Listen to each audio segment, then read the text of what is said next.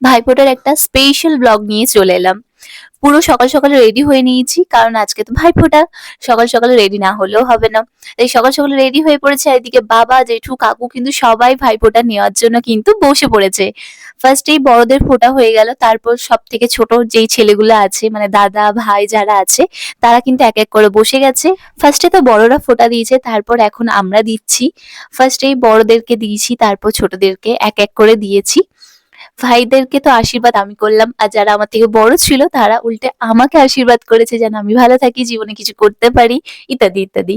তো তারপরে কিন্তু এদিকে মা কিন্তু খাবার থালা রেডি করছে। আর ভাইফোঁটার দিনে লুচি হবে না এটা হতেই পারে না। সবারই ঘরে কিন্তু লুচি আর ঘুগনি হবেই। না, না, আমরা কিন্তু এখনো খাইনি। আমরা না খেয়েই আছি। ভাই আর দাদাদের ফোঁটা দেওয়ার আর কেউ ছিল না বাকি, তাই ওরা খেয়ে নিয়েছে ফার্স্টে। এখন আমরা ২ দাদুকে ফোঁটা দিয়ে দিচ্ছি। ফার্স্টে আমার দাদুকে দিয়েছি, কারণ আমার দাদু সবচেয়ে বড়, তাই দাদুকে দিয়েছি। তারপর ছোট দাদুকে দিয়েছি।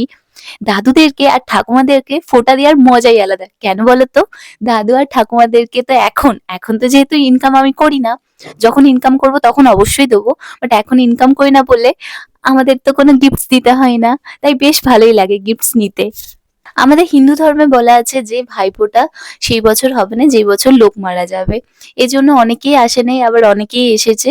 ভালোও লাগছিল, আবার একটু খারাপও লাগছিল। দুটো নিয়েই কিন্তু ভাইফোঁটাটা বেশ ভালোই কেটে গেছে। তো এখন আমরা খেতে বসেছি, আর খেতে বসার সময় দেখলাম দাদা আমাদেরকে চকলেট দিয়ে গেল সবাইকে। লাস্টে পান খাবো না এটা হতেই পারে না, তাই পান খেয়ে আজকের ব্লগটি এখানে শেষ করছি।